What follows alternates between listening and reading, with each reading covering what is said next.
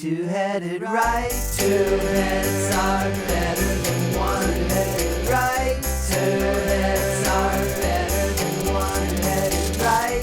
Two heads are better than one-headed right. Two heads are better than one.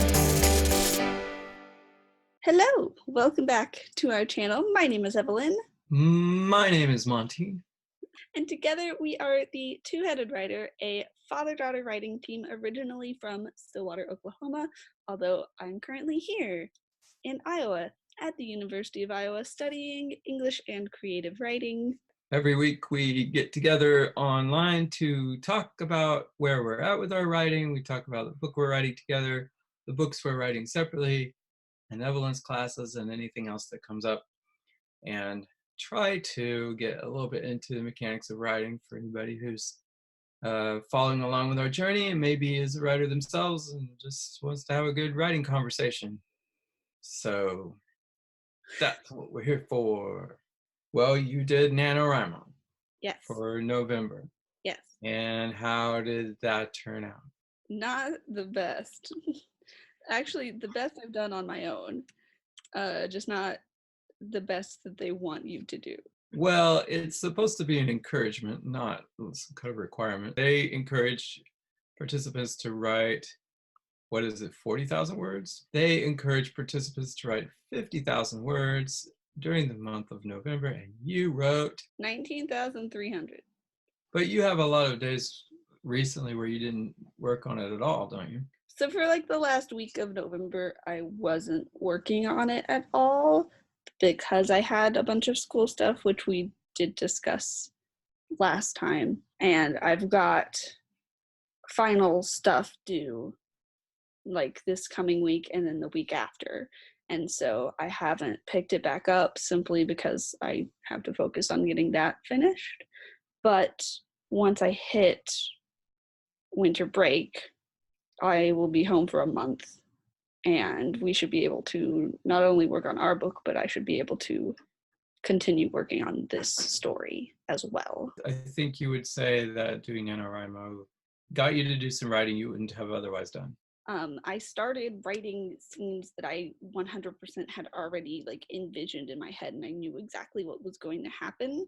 These are like the scenes that kind of I saw from the very beginning before I even had the full plot like structured. So I could hear these characters having these conversations and being in these scenarios before I even necessarily knew who they were. But my process for outlining a book includes getting a notebook and writing out all of the information that I have already thought of in my head down onto paper, and then I'll collect information that I need. So for like this book, it's a quest, so I spent time collecting information about what goes into a quest and like what characters you need, what settings you need, what plot points you need, and then found out you need a certain number of obstacles. So I was like, okay, so it's this kind of like enchanted forest inspired world, so I need enchanted forest inspired obstacles. So I did research on that, and so throughout that process I'd come up with these characters and these scenes that then went into the outline. And there was other stuff, but these things that I started on were like the main points that I knew that I wanted and needed and were non-negotiable. Like everything that I have been writing later on might be subject to change, but these first big chunks that I wrote were like things I'm like, this story wouldn't be this story if it didn't have this in it. And so I was jumping around a lot, and I ended up filling in with some stuff that I had a vaguer plan for, and then some stuff that just ended up happening. Like I had a hole in a section, and I would just end up writing something that would like fill that hole as a way to get from A to B. And so I definitely like surprised myself because there were days where I was like, I actually like I need to sit down and I need to write. and I don't know what the next thing that I'm writing is, and I would sit down and then I would just write something that I was like hadn't even really considered, or that was based off just like the concept of like, oh, they need to go into town, but I don't know what they're going to do there. So I just start writing and then like stuff would happen, right? The discipline of having to write words every day turns into a creative process, because you run out of the things you already created, and then you sit down with nothing and you have to write. So you start creating, and it gives you that opportunity to create something every day, as opposed to waiting around for inspiration to strike. With our Together book, one little bit of news: we received another form rejection. So we had queried a bunch of agents at the beginning of the semester and heard back from most of them. There's a handful we haven't heard back from. Some of those we can assume they're not interested, but there's still a couple that might get back to us. And so the other day we got one of those responses, and it was a form rejection. So that's neither here nor there. Since we're already revising it for the next round, I think over Christmas break we're going to need to look at how, what implications those changes have throughout the rest of the book.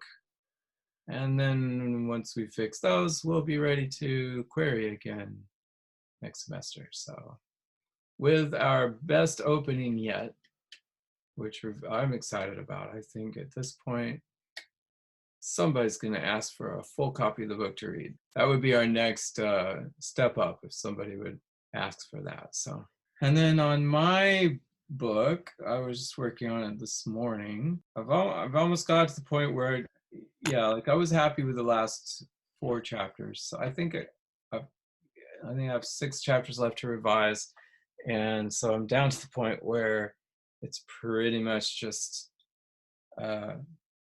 polishing what's already there. I keep flip-flopping between thinking this is brilliant and then thinking this is awful. You just gotta finish it and then let someone else tell you whether it's brilliant or awful. I know. I keep, like when I'm skipping around, I keep thinking there's not enough variety to the locations. It's all conversation. There's not enough like action happening. I feel like it's okay this time around if not every single conversation or scene is interesting, as long as it is where it needs to be, right? And then someone else can tell you, okay, this is interesting, this isn't, but it's going to be difficult for you to tell what is or isn't because you put everything out there. Yeah, it's hard to get a sense of the overall flow of it when you're in the middle of it. And yes, I needed to go on and have some people read it. You're just anxious to read it, aren't you? I don't have to be people. I just highly recommend people reading it. I always feel really a lot better about myself when I like send my thing to you or my friends and I'm like, hey, is this good or bad? And they're like, this is really good, and then this is what you could do to make it really great. Yeah, I was telling my supervisor at school about it, and I told her I wasn't sure because there's this whole thing about own voices and, some middle-aged white dude can't write about anybody else but a middle-aged white dude or something. I don't know. You know what I'm saying? My protagonist is a 12-year-old girl, and she struggles a little bit from being a girl because she wants to be a coder and write computer code, and nobody would take that seriously. And I'm like, I feel like I understand her as a character and I understand her struggles, but I don't know if other, like, will agents see that? Will they go, you can't write this story, you're an old dude? The own voices thing, I mean, it can matter in terms of like the gender of protagonist, especially if it's a non-binary character. because that's something that is very much still like not at all understood. So having poor representation of that would be bad. You know, I just sort of just got something clicked for me just then when you said that, because I mean, what you're saying is that the agent or the publisher may not be able to discern whether this is good representation or not. They have to trust the author, and they're going to trust an author who's lived it Yes. over an author who hasn't. Yeah, it's not that I couldn't tell a story where the main character is non-binary. It would just be like people would not necessarily trust it as much. B, I would have to do a lot of research because that is an important aspect of their character, and I wouldn't just be able to be like, this character uses they them pronouns, and then not like address the issues that come up with that. And then C, like, I wouldn't feel comfortable writing a coming out story for someone who is non-binary or trans, or even like, right, like that wouldn't be something that I'd feel comfortable writing. A story that's specifically about those issues, right? But a story that is about that character and they are having to deal with this other thing, and those issues are an obstacle but they're not the main focus of the story, would be like, I'd feel more comfortable writing that. But I don't think I would, because like I have enough stories about my own aspects of identity to focus on. If you're gonna have a character who is from a marginalized community, having people from that community who have that experience as sensitivity readers is important. Like having me read it, having other young girl humans read it would be the best way to make sure that you haven't accidentally put something really stupid in there, because we will catch it. Most of the agents in children's publishing seem to be female, and they are going to know, like, as soon as they read the first few pages, whether they can trust me as an author writing from first person point of view of a 12-year-old girl. I mean, they'll read it and they'll know whether it feels authentic or not. And so if they feel it feels authentic, I don't think they'll care that I'm a male writer, as opposed to if I was writing something about a gender fluid person and they don't have that personal experience themselves, they wouldn't know whether to trust what I'm writing or not. Yeah. Based on who I am. So that could be an issue, but I think it's probably not going to be an issue. I think you calmed me down a little bit. Yeah. Historically, like, authors write from the perspectives of people who are not their gender, like, all the time. I mean, every dual perspective novel that I've ever read, the author is at least one of them writing someone who's a different gender than them. Writing both genders, yeah. I mean, okay, so at least for me, I know that gender of the protagonist didn't necessarily play into my enjoyment of the story. I mean, there are a few stories that I read as a child that I really do cling to because they were stories that I loved and the protagonist was female, so I was able to identify with her more. But I mean, that didn't stop me from loving Harry Potter and loving Percy Jackson,